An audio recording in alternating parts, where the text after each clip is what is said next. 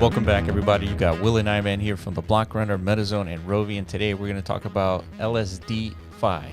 LSD Phi summer, right? Yeah. So we're pivoting a little bit. Sorry to all you Bitcoin maxis, BRC20 lords out there. Yeah, this has nothing to do with acid or anything like that, even though there's a project called Acid. Oh, that too. Yeah. Sorry for all you psychonauts out there who stumbled upon this video thinking this is let's talk about LSD. Yeah, we're not gonna do that. This is a purely we're going back to Ethereum land. Yeah, it's been a while. We've been deep into Bitcoin land for a couple of months now. Yeah, with BRC20s and ordinals, SRC20s, BRC 721s, stamps, which the list goes on and on. Yeah, Taproot, ORC20s. Yeah, this is crazy. So we've been having a lot of fun, only fun, in that market. Yeah.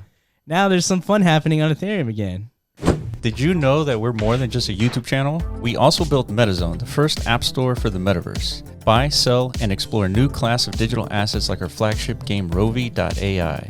Support us by collecting your digital assets through MetaZone at metazone.io. Like, comment, and subscribe to stay updated. All right, back to the video. And that's our job, is to give you guys that fun and that entertainment, dude. That's all we do on this channel. So back to Ethereum we go. What's going on, dude? There's something going on. Everybody's calling it LSDFi summer is on the way. Mm-hmm. So we gotta look into this, see if it's if there's any, what's the word? Support to this. Yeah, I guess thesis. Yeah. So from Dynamo Patrick, let's talk about the terminology, because this is new stuff for mostly everybody that's going to be watching this video. I would say so. Yeah. So liquid staking, LSD, and LSDFi, which is a stake token like ETH through an intermediary. This has the benefits of allowing you to stake with less than 32 ETH. So basically right now in Ethereum, you can stake 32 ETH. You become essentially a node, a validator. Yeah. But you need 32 ETH. Yeah. That's a lot of money, a lot of capital. That's way too much. It definitely eliminates a lot of people from participating, but people still want to buy and own ETH, but yeah, they can't feasibly get that much. Yeah, and so with LSDs, sometimes called LSTs, which is liquid staking tokens, are the tokens that you receive for liquid staking. So you could use Lido Finance or anything, and you stake your ETH, and then you get a derivative token called STETH or STETH. Right. So what does that really do? It's when you lock up a token to earn some proof of stake rewards, you're doing a few things, right? You're contributing to the security of that blockchain layer like you are for ETH. They need these stakers, these validators to, remove the concentration of actors that control it, right? You're spreading it out. Yeah. You're distributing the ecosystem. So for that service, you're getting rewarded. Right. And a percentage roughly around, 6 to 8% usually? Something like that. Is it? Yeah, around 6 to 8%. In that range. Yeah. Those are the yields you're gonna get. Not bad. You're not gonna get that in the traditional finance. Yeah, in the banking sector anywhere, unless you're a bigwig. Yeah. So it's attractive. A lot of ETH has been locked up. I think 60 to 80% of the ETH is being staked right now. Yeah. Ever since the Shanghai upgrade or whatever. Yeah, and when they unlocked it so that people can take it out, nobody really took it out. No, what they did is they just, put it into these liquid staking derivative protocols like Lido, and Lido exploded as a result. Yeah. And the reason to do that is because now you can keep your ETH and contribute it to the network and still earn your rewards, but now you've unlocked new liquidity. Yeah, new tokens. Yeah. So the growth of liquid staking is a defining story in DeFi from the past year. 1 year ago, LSD had 9 billion in TVL compared to 32 billion in DEXs. At the start of 23, LSD had 8.7 billion total value locked compared to 14 billion in DEXs. Today, it has 19 billion total value locked for LSDs, more than the 16 billion in DEXs. Wow. So good comparison. There's some growth there. That's why we're talking about it. All right. So, but what is LSDFi? Stands for liquid staking derivative finance. So like I-Man was saying, you stake your ETH, you get this derivative token. Now you can take this derivative token and do some participate in what protocols. Yeah, what people are predicting to be a whole new DeFi sector, right? So if you guys were around in early 2020, there was a whole thing that happened during the bear market of that time called DeFi Summer, right? If you guys have been watching our channel since the beginning of 2019, we were covering DeFi and we were like witnessing it all emerge. We're like, holy shit, this is interesting. Yeah, and it was before they had tokens. Correct. They were just random devs building smart contracts, figuring out new creative ways, to create, new value on Ethereum, which is exactly what we're seeing with BRC20, right? On Bitcoin. It's like now there's all these devs piling on over there trying to figure out how do we create more value, Yeah. So it's interesting, and it turned out to be a phenomenon. It was a big, very important summer. If you took part in that, you got some of the biggest gains the market's ever seen, right? So what can you do with LSDFi tokens, dude? Stable coins collateralized by LSDs. Those are important. Mint synthetic ETH with LSD collateral, LSD yield tokenization, yield optimization, and lock LSDs to receive yield upfront. So just another locking. So you lock up your ETH, you lock up your derivative ETH, and then you get more something, some additional value. Right. That happened again in the DeFi summer. They called that yield farming, right? Yeah. Food tokens. That's right. There was a lot of that, and we didn't understand how the hell. How would someone generate 10,000% yield? Right, but at the moment, the market really didn't care about the logic, or the long-term sustainability of it. Yeah. It really is just kind of like a game of musical chairs. Like whenever anything new emerges, people figure out a new use case. Yeah. It's not most of the time it's not long-term, sustainable. Yeah. We saw this with play to earn, NFTs, everything that emerged just from Web3. It starts off with this euphoric, holy shit, this is so cool, right? And then everybody just kind of participates until the whole song ends, Yeah, it's sort of like what we saw with BRC20s with a bunch of meme tokens. They don't have any real utility. It's an experiment, and that experiment got a lot of attention. Number goes up, and then all of a sudden that attention goes down. Number goes down. Yeah, and then whenever number goes down, it's up to the community to figure out a new value mechanism or something that's actually going to reinvigorate the market. Yeah, called utility. Utility, function, I don't know, some kind of, service. Again, the value going into the ecosystem has to be less than the value going out, being produced, outputted. If you could do that, if you could really make that happen, then you got sustainability. Yeah, it's like fusion energy, dude. Exactly. Something like that. So, all right. In this tweet thread, the links will be in the description, but it goes through 10 different LSDFi protocols right now. And they're pretty interesting. There's ones where it seemed like some people got in early on some of these projects, like Pendle and Libra, and they did pretty good. So, let's take a look at Libra's chart just so we can kind of get a grasp. Yeah, Libra's right here. All right. So, market cap 10 million.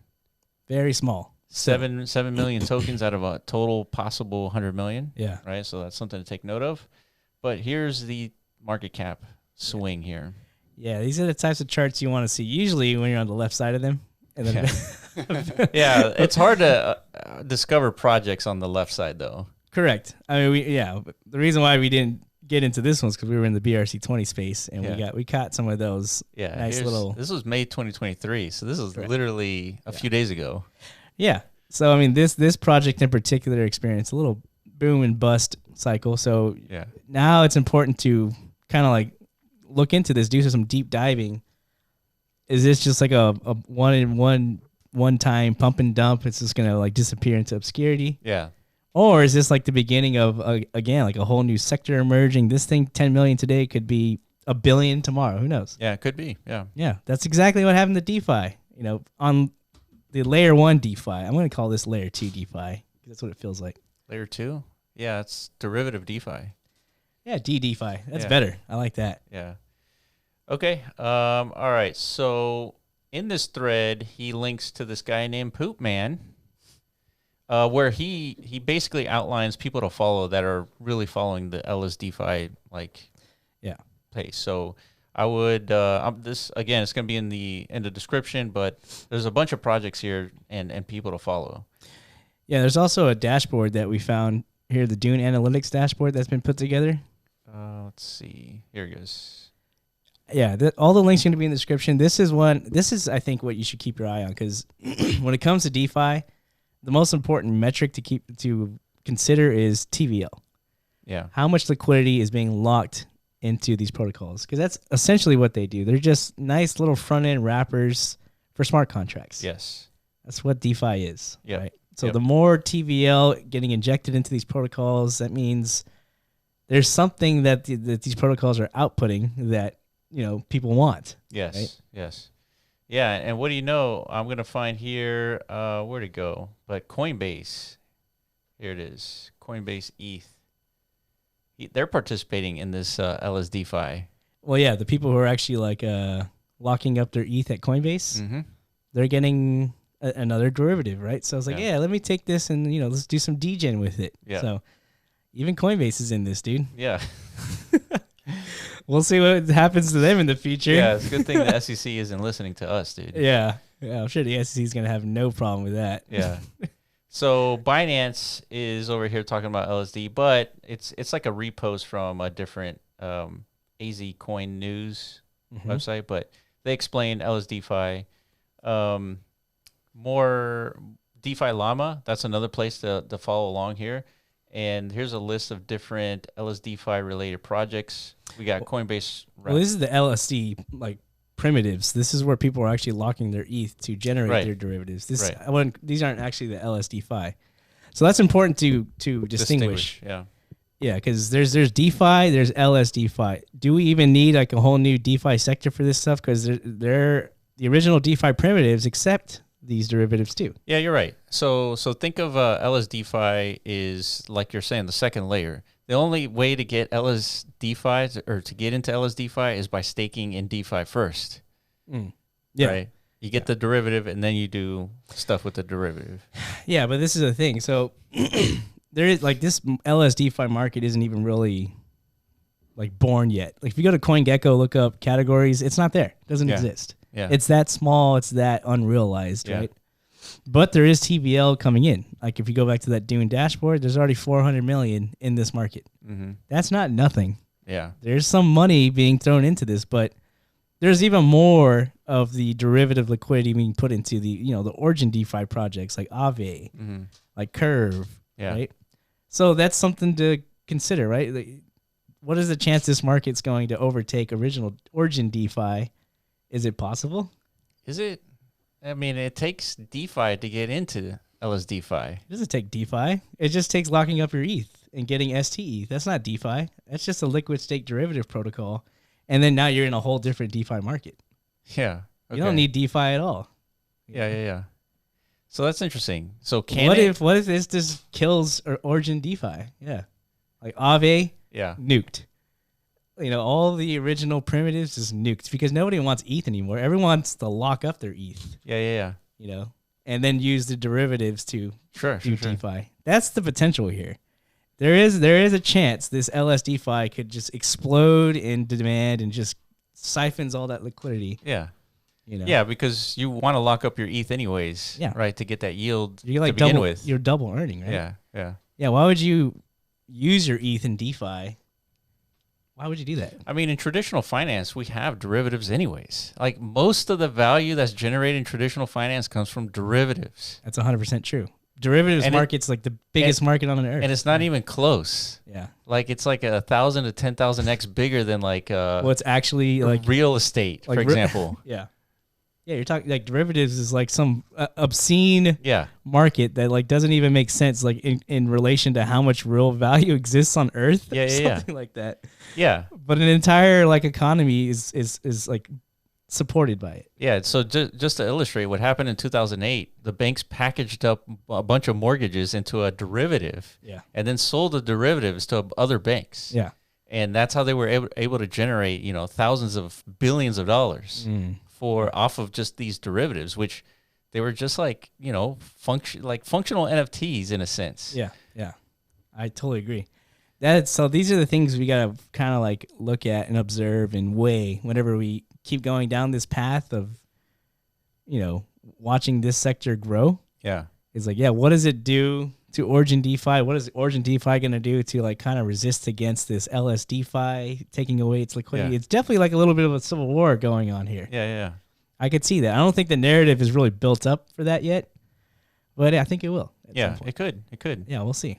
So there was another one called LSDX Finance, LSD. And so one thing to know, so we definitely don't recommend to dabble in the space because of this particular notice from CoinGecko. The smart contract of the token is a proxy contract, which means that the owners may be able to modify contract behavior such as disabling selling, change fees, mint new tokens, or transfer tokens. That's a pretty big red flag. Yeah, not gonna lie. It's basically making a tweet about some sort of COVID thing and getting like that community note on your tweet. It's like, yeah, this guy's saying this thing about COVID, but it's actually not true in the comment, in the like disclaimer.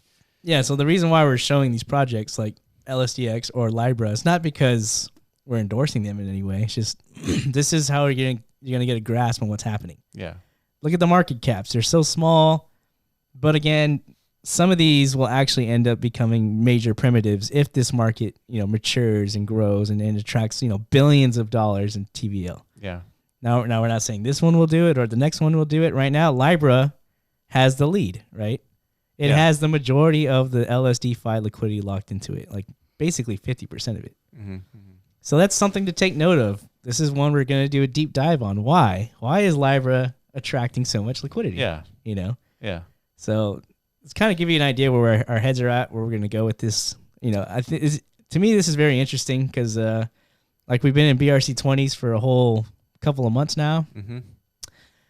Like the upside to that is massive because nothing like that's ever been done on Bitcoin before. Correct. Yeah. So it's like, fuck, you can't take your eyes off of that. But through those discussions, we're like, well, what's going to happen to Ethereum? Is Bitcoin going to just out compete Ethereum at some point, and there's no need for Ethereum anymore? I don't know. Well, that's why we got to come back over here, see what's happening. Right. Just maybe Ethereum is just so far ahead, and the smart contracts is just that much more capable. Yeah. Bitcoin will never be able to catch up. I don't know. Yeah. Yeah. There's a chance. I mean, Ethereum could be the prototype to Bitcoin. Like all the experimentation happens, and then finally the protocols migrate to Bitcoin. All of a sudden you have the world's finance running on Bitcoin. I think that might take some time. What do you think? Spoken TJ? like a true maxi is. That might take a minute or two. But if you want to know what's going to happen to Bitcoin, the best thing to do is to see what's happening on Ethereum. Yeah. Because without a doubt, we're just going to copy paste best we can. Yeah. Just like that SpongeBob scene. He's like, we'll just move the town from here to there. Yeah. Like we're going to move the town of Ethereum onto Bitcoin. Just do the same shit. What do you think, TJ? You're in support? No. I'm a big bag holder, dude. Yeah. So, So what are we looking at here? This is their interface, LSDX. Yeah, LSDX. And the interface looks not so much inspiring, right?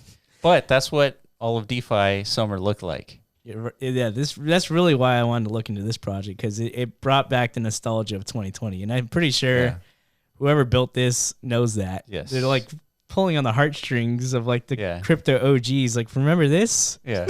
It's like we're back. Yeah, it's back, baby. It's like this. You're right. Like almost everything during DeFi summer looked as retro, 8-bit as it can.